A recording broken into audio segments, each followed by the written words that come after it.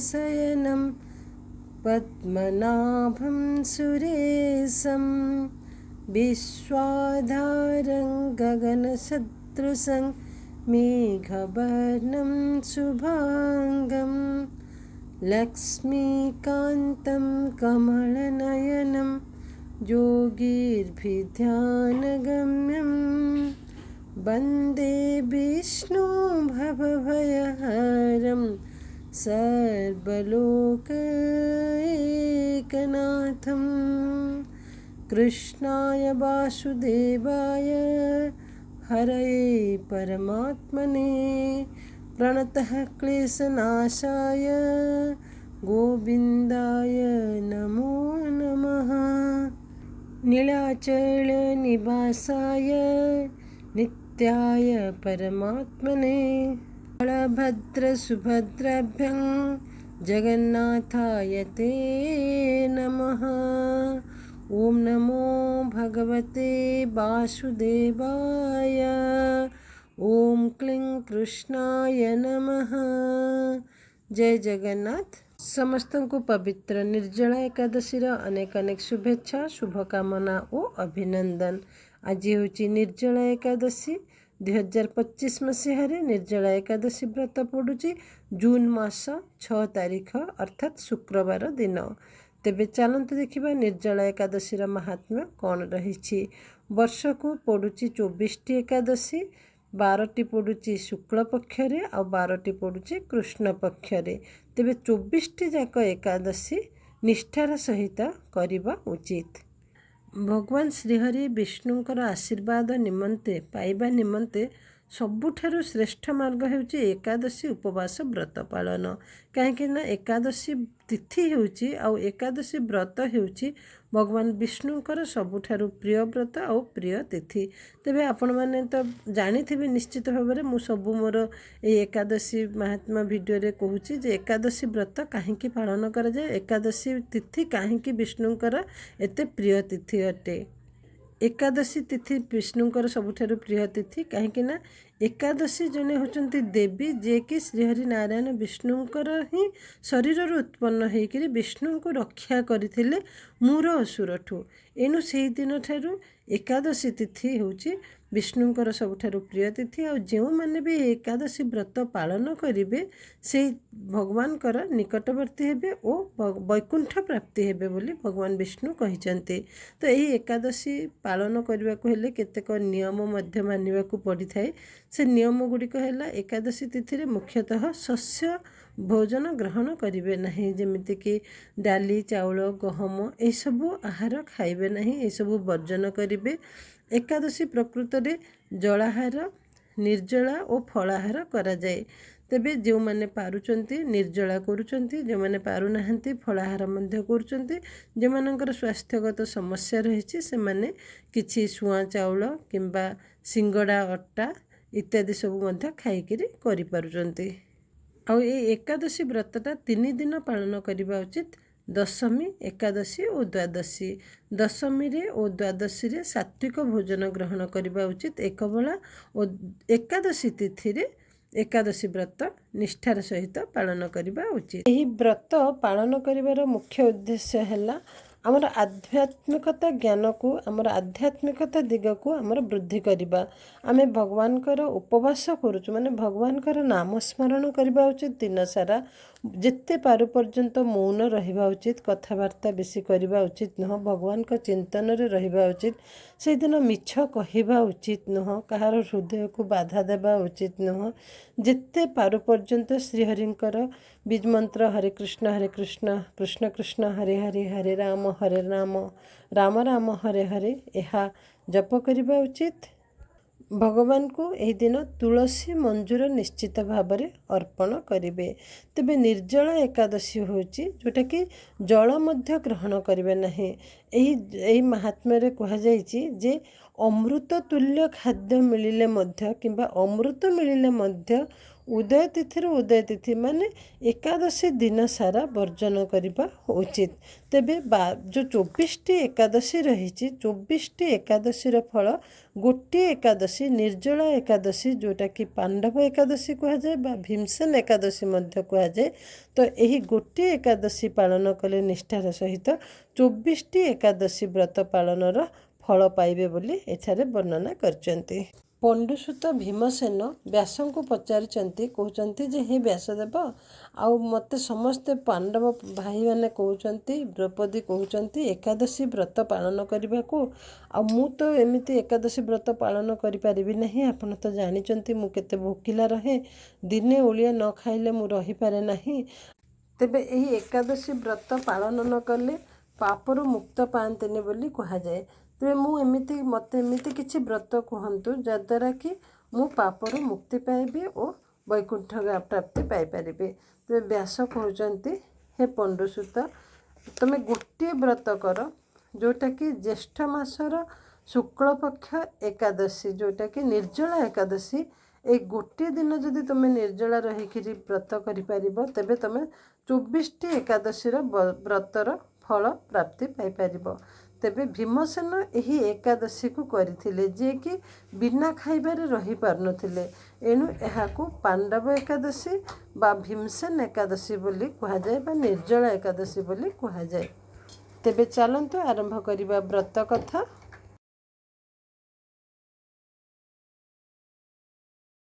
ଚତୁର୍ଦ୍ଦଶ ଅଧ୍ୟାୟ।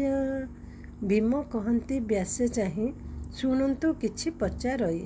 ହେ ପିତାମହ ମୋତେ କହ, ନୋହିବ ଯେ ରୂପେ ସନ୍ଦେହ। ଅର୍ଜୁନ ଯୁଧିଷ୍ଠିର ଦେବ, କୁନ୍ତି ଦ୍ରୌପଦୀ ସହ ଦେବ।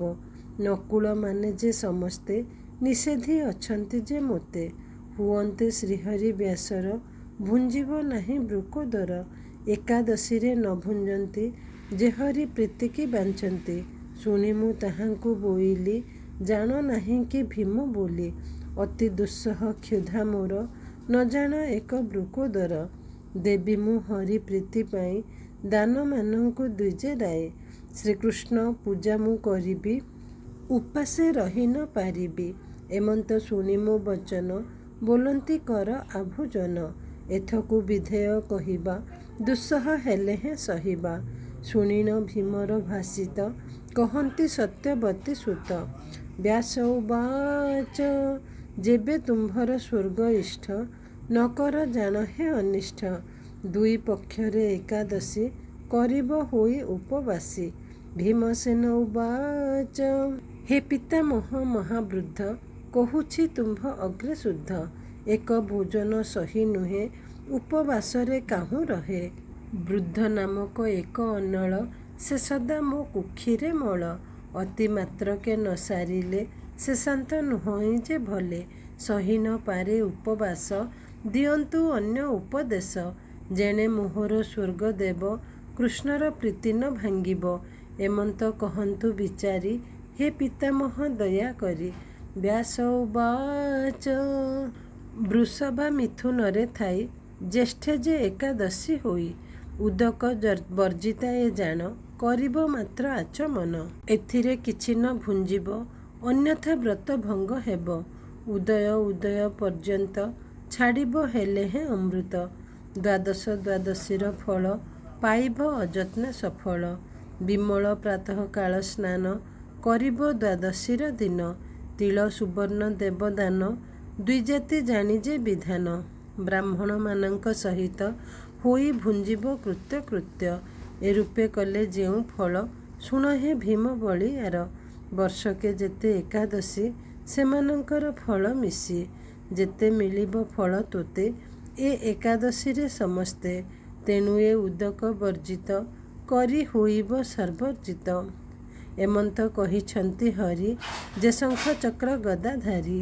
ସମସ୍ତେ ଧର୍ମକୁ ଛାଡ଼ିବେ, ଦୃଢ଼ରେ ଆମ୍ଭଙ୍କୁ ଭଜିବେ। ଏକାଦଶୀରେ ନିରାହାର, ହେବାରୁ ମୁକ୍ତି ହୁଏ ନର। ସ୍ମାର୍ତ ସଂସ୍କାର ଦେବ ବିଧି, ବଳିଲେ ନାହିଁ ଦ୍ରବ୍ୟ ଶୁଦ୍ଧି। କି ହେବ ପୁନଃ କହି, ଏକାଦଶୀର ସମ ନାହିଁ। କରିବ ଏଥି ଉପବାସ, ଯେବେ ଲୋଡ଼ିବ ସ୍ୱର୍ଗବାସ। ଜ୍ୟେଷ୍ଠର କୃଷ୍ଣ ଏକାଦଶୀ, ଯେ କରେ ଆଚମନ ଗ୍ରାସୀ। ନିର୍ଜଳା ଉପବାସ ଦେଇ ତା ଫଳ ଗୁଣ କହିବଇଁ। ସବୁ ତୀର୍ଥରେ କରି ସ୍ନାନ ଦେଇ ବିଧିରେ ସବୁ ଦାନ। ମିଳଇ ଯେଉଁ ଫଳମାନ ଏକା ନିର୍ଜଳା ଦିଏ ଜାଣ। ଏକାଏ ଏକାଦଶୀ କରି ହୁଏ ସମସ୍ତ କଲା ପରି।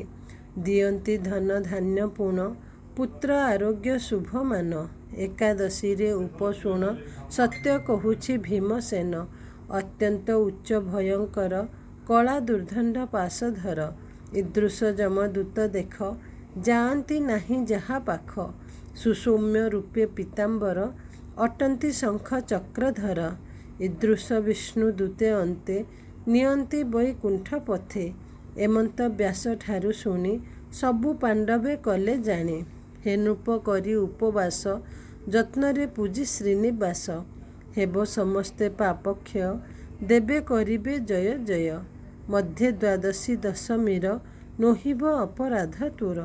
ଭୁଞ୍ଜିବ ନାହିଁ ହରିଦିନ ସମ୍ପୂର୍ଣ୍ଣ ଯେ ବିଧି ବିଧାନ। ସମସ୍ତ ପାପ କ୍ଷୟ ଯିବ ପ୍ରସନ୍ନ ହେବେ ବାସୁଦେବ। ଏ ରୂପେ ସଂକଳ୍ପ କରିବ ଶ୍ରଦ୍ଧାରେ ଦମ ଯୁକ୍ତ ଥିବ। ପୁରୁଷ ହେଉ ବା ଯୋଷିତ ଯେବେ ନିର୍ଜଳା ବ୍ରତେ ଶକ୍ତ। ମେରୁ ମନ୍ଦର ସମାପାପ ଏ ଉପବାସ କଲେ ଲୋପ।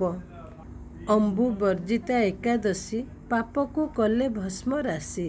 ଯେ କ୍ଷମ ଜଳ ଧେନୁ ଦାନ ନୁହଁଇ ହେବାରୁ ନିର୍ଧନ। ସେ ସ୍ୱର୍ଣ୍ଣ ବସ୍ତ୍ର ଯୁକ୍ତ କରି ଘଟେକ ଦେବ ଦାନ କରି। ଯେ କରେ ତୋୟରେ ନିୟମ ସେ ପାପ ଧର୍ମ ଗିହମାନ। କୋଟିଏ ସ୍ୱର୍ଣ୍ଣ ଦାନ ଦେଇ ହେ ନୃପ ଯେଉଁ ଫଳ ପାଇ। ଯେ ଫଳ ତୋୟ ଘଟ ଦାନେ ମିଳେ ନିର୍ଜଳା କଲା ଜନେ। ଉଦକ ବର୍ଜିତାରେ ଦାନ କିଅବା ହୋମ ଜପ ସ୍ନାନ। ଏମନ୍ତେ ଅକ୍ଷୟ ନିୟତ ଏମନ୍ତ ଶ୍ରୀକୃଷ୍ଣ ଭାସିତ। ଯହିଁରେ କରି ଉପବାସ ସୁଲଭ ବିଷ୍ଣୁ ଲୋକେ ବାସ। ସୁବର୍ଣ୍ଣ ବାସ ଅବା ଅର୍ଣ୍ଣ ଏଥିରେ କରି ଯେଉଁ ଜନ। ସେ ସର୍ବ ଅକ୍ଷୟ ହୁଅନ୍ତି ହେ ପଣ୍ଡୁ ସୁତ ଏ କହନ୍ତି। ଏକାଦଶୀରେ ଦେହ ପାଇ ଅର୍ଣ୍ଣକୁ ଯେଉଁ ଜନ ଖାଇ। ଏ ଜନ୍ମେ ଜାଣ ସେ ଚଣ୍ଡାଳ ନରକ ଭୋଗ ପରେ ତାର। ଦ୍ୱାଦଶୀ ତିଥି ବର ପାଇ ଶ୍ରୀକୃଷ୍ଣ ନାମ ଉଚ୍ଚାରଇ। ଯେ କରେ ଦାନ ଦ୍ୱିଜ ତୃପ୍ତି ସେ ପାଏ ପରମଏ ଗତି। ସ୍ୱୟ ମଦ୍ୟପି ଗୁରୁ ଦ୍ୱେଷୀ ବ୍ରହ୍ମ ହତ୍ୟାଦି ମିଥ୍ୟା ଭାଷୀ। ଉଦକ ବର୍ଜିତାକୁ କରି ଏତେ ପାତକୀ ଯାନ୍ତି ତରି। ବିଶେଷ ଶୁଣ ହେ ରାଜନ ନିର୍ଜଳା ଏକାଦଶୀ ଦିନ। ଯେ ଅବା ଶ୍ରଦ୍ଧା ଯୁକ୍ତ ହୋଇ ଯାହା କରଇ ନର ସାଇଁ। ପୁରୁଷ ଅବା ସ୍ତ୍ରୀ ହେଉ ଧେନୁ ଅଧିକ ଫଳ ପାଉ। ପୂଜା କରିବା ଜଳସାର ଧେନୁକୁ ଦେବ ସହୁନ୍ମୟୀ। ପ୍ରତ୍ୟେକ ଅବା ଦ୍ୱିଜେ ଦେବ ଯେ ଅବା ଘୃତ ଅନ୍ନ ଦେବ। ଦକ୍ଷିଣା ବିଶେଷରେ ଦାନ ନାନା ପ୍ରକାରେ ତୁଷ୍ଟ ଅନ୍ନ। ଯତ୍ନରେ ତୋଷିବ ବ୍ରାହ୍ମଣ ଯେ ଧର୍ମ କର୍ମରେ ପ୍ରବୀଣ। ବ୍ରାହ୍ମଣ ସନ୍ତୋଷ ସତ୍ୱର ତୁଷ୍ଟ ହୁଅନ୍ତି ଲକ୍ଷ୍ମୀ ବର। ଜାଣେ ସେ ଆତ୍ମଦ୍ରୋହୀ ଜାତ ପାଳନେ ନିର୍ଜଳା ଯେ ବ୍ରତ। ସେହି ପାପାତ୍ମା ଦୁରାଚାର ସେହିଟି ଦୁଷ୍ଟତମ ନର। ସେ କଲା ଏ ନିର୍ଜଳା ବ୍ରତ ତାଠାରୁ ନାହିଁ ପୁଣ୍ୟବନ୍ତ। ସେହି ସେ ମହାତ୍ମେ ଗଣିତା ଯେ କଲା ଉଦକ ବର୍ଜିତା। ଯେ ଫଳ ମିଳଇ ତତ୍କ୍ଷଣେ ଦିଅଇ ନିର୍ଜଳା ଶ୍ରବଣ। ଗଲା କୂଳରୁ 100 କୂଳ ହେବାରୁ ଘେନିନ ତତ୍କୂଳ। ଏ ରୂପ 200 କୂଳ ବୈକୁଣ୍ଠେ ବସେ ନିରାକୂଳ। ଜାଗର ହରି ସମାର୍ଚ୍ଚନେ ଇନ୍ଦ୍ରିୟ ଜୟ ଗୁଣ ଗାନେ। ଯେ ହରି ହରିଙ୍କ ନିବାସ କଲା ନିର୍ଜଳା ଉପବାସ। ଗୋବସ୍ତ୍ର କମଣ୍ଡଳୁ ଅର୍ଣ୍ଣ ଛତ୍ର ଆସନ ଶଯ୍ୟା ଦାନ। ଉଦକ ବ୍ରତ ତାକୁ କରି ଦେବ ଏ ଦାନ ମାନ ଭରି। ଯେ କରେ ଉପାନହ ଦାନ ପାଇ ସପାତ୍ର ବିପ୍ରୋତ୍ତମ। ସେ ଜନ ସ୍ୱର୍ଣ୍ଣ ଦାନ ପାଇ ସ୍ୱର୍ଗ ଲୋକରେ ପୂଜା ହୋଇ। ଶୁଣିବା ପଢ଼ିବା ନିର୍ଜଳା ସ୍ୱର୍ଗ ଦାନରେ ଏ କୁଶଳା। ସିନ୍ଧୁ ଗଙ୍ଗାରେ ଉପରାଗେ ଶ୍ରଦ୍ଧା କରିଣ ଶ୍ରଦ୍ଧା ଭାବେ। ଦନ୍ତ ଧାବନ ପର୍ବ କରି ନିୟମ କରିବ ବିଚାରି। ଏକାଦଶୀରେ ନିରାହାର ହୋଇ ଛାଡ଼ିବ ନିଶ୍ଚେ ଜଳ। କରିବ ଏକା ଆଚମନ ଶ୍ରୀକୃଷ୍ଣ ପାଦ ପ୍ରୀତି କାମ। ଦ୍ୱାଦଶୀ ଦିନ ତ୍ରିବିକ୍ରମ ପୂଜା କରିବ ଯଥାକ୍ରମ। ଦେବ ଶୋଭନ ଧୂପ ଦୀପ ଯେ ଅଳଙ୍କାର ବସ୍ତ୍ରପୂତ। ଖଣ୍ଡ କଦଳୀ ଦୁଗ୍ଧସର ଯେ ମଧୁ ସୁବିଧିସା କର। ନୈବେଦ୍ୟ ଯଥା ବିଧି କରି ପଢ଼ିବ ଏ ମନ୍ତ୍ର ଉଚ୍ଚାରି। ହେ ଦେବ ଦେବ ହୃଷିକେଶ ସଂସାର ସମୁଦ୍ର ବିକାଶ। ଉଦକ କୁମ୍ଭ ଦାନ କରି ପାଇବ ବୈକୁଣ୍ଠ ପୁରୀ। ଏମନ୍ତ ବୋଲି କୁମ୍ଭ ଦେଇ ଦକ୍ଷିଣା ଯଥାଶକ୍ତି ଚାହିଁ। ଜ୍ୟେଷ୍ଠର ଶୁକ୍ଳ ଏକାଦଶୀ ଯେଜନ କରଇ ବିଶେଷୀ। ଜଳ କୁମ୍ଭକୁ ସ୍ପର୍ଶ କରି କରି ଦିଅଇ ଦ୍ୱିଜ ବରି। ସେ ବିଷ୍ଣୁ ସନ୍ନିଧିକି ପାଇ ରହେଇ ପ୍ରମୋଦିତ ହୋଇ। ବ୍ରାହ୍ମଣମାନଙ୍କୁ ଭୁଞ୍ଜାଇ ଭୁଞ୍ଜିବ ଘେନି ବନ୍ଧୁ ଭାଇ। ଏ ରୂପେ ଏ ପାପ ନାଶିନୀ ଏକାଦଶୀ କି ଯେଉଁ ଜ୍ଞାନୀ। ସମ୍ପୂର୍ଣ୍ଣ ବିଧି କରି କରି ସେ ସର୍ବ ପାପରୁ ନିସ୍ତରେ। ଅନ୍ତରେ ନିରାମୟ ପଦ ପାଇ ଭୁଞ୍ଜାଇ ସୁସମ୍ପଦ। ଏ ଶୁଭ ଏକାଦଶୀ ପୁଣି କଲେକ ଭୀମ ବୀରମଣି। ସେଦିନୁ ଆରମ୍ଭ ଏ ଜ୍ୟେଷ୍ଠ ମାସର ଏକାଦଶୀ ଶ୍ରେଷ୍ଠ। ସେଦିନୁ ପାଣ୍ଡବ ଦ୍ୱାଦଶୀ ହୋଇ ରହିଲା ପ୍ରତି ଦିଶି। ଇତି ଶ୍ରୀ ବ୍ରହ୍ମବୈବର୍ତ ପୁରାଣେ ଜ୍ୟେଷ୍ଠ ଶୁକ୍ଳ ନିର୍ଜଳା ଏକାଦଶୀ ମାହାତ୍ମ୍ୟେ ନାମ ଚତୁର୍ଦ୍ଦଶ ଅଧ୍ୟାୟ। ତେବେ ଇଏ ଥିଲା ଜ୍ୟେଷ୍ଠ ଶୁକ୍ଳ ପକ୍ଷର ଏକାଦଶୀ, ଯେଉଁଟାକି ନିର୍ଜଳା ଏକାଦଶୀ। ଏହି ଏକାଦଶୀରେ ଜଳ ମଧ୍ୟ ସ୍ପର୍ଶ କରିବା ଉଚିତ ନୁହେଁ। ଆଉ ଏହି ଏକାଦଶୀ ପଣ୍ଡୁସୁତ ଭୀମ କରିଥିଲେ, ଏଣୁ ଏହାକୁ ସବୁଠାରୁ ଶ୍ରେଷ୍ଠ ଏକାଦଶୀ ବୋଲି କୁହାଯାଏ। କାହିଁକି ନା ଭୀମ ଯିଏକି ମାନେ ଗୋଟେ ଓଳି ବି ନ ଖାଇଲେ ସେ ରହିପାରୁନଥିଲେ, ସିଏ ପୁଣି ଏହି ଏକାଦଶୀ ନିର୍ଜଳା ଭାବରେ କରିଛନ୍ତି। ଏଣୁ ସେଦିନୁ ଆରମ୍ଭ ଏ ଜ୍ୟେଷ୍ଠ ମାସର ଏକାଦଶୀ ଶ୍ରେଷ୍ଠ। ଏଣୁ ଏହି ଜ୍ୟେଷ୍ଠ ମାସର ଏହି ଶୁକ୍ଳପକ୍ଷର ଏକାଦଶୀକୁ ଶ୍ରେଷ୍ଠ ଏକାଦଶୀ ବୋଲି କୁହାଯାଇଛି। ଆଉ ଏହି ଏକାଦଶୀ ବ୍ରତ କିପରି ପାଳନ କରିବେ ଆଉ କ'ଣ ସବୁ ଲାଭ ପାଇବେ ଆପଣମାନେ ନିଶ୍ଚିତ ଭାବରେ ବୁଝିପାରିଥିବେ।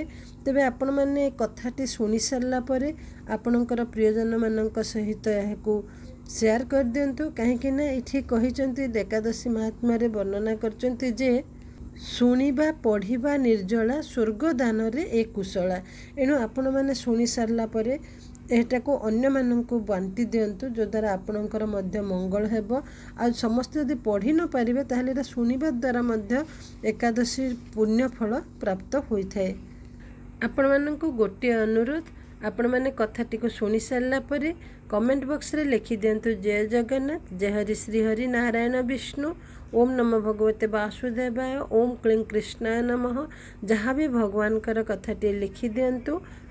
ତେବେ ଆଜିର ଏହି ପବିତ୍ର ଦିନରେ ପୁଣ୍ୟ ଦିବସରେ ଭଗବାନ ଶ୍ରୀହରି ନାରାୟଣ ବିଷ୍ଣୁ ସମସ୍ତଙ୍କର ମଙ୍ଗଳ କରନ୍ତୁ, ଏହା କାମନା କରି ରହୁଛି। ଜୟ ଜଗନ୍ନାଥ, ଜୟ ଶ୍ରୀକୃଷ୍ଣ, ରାଧେ ରାଧେ।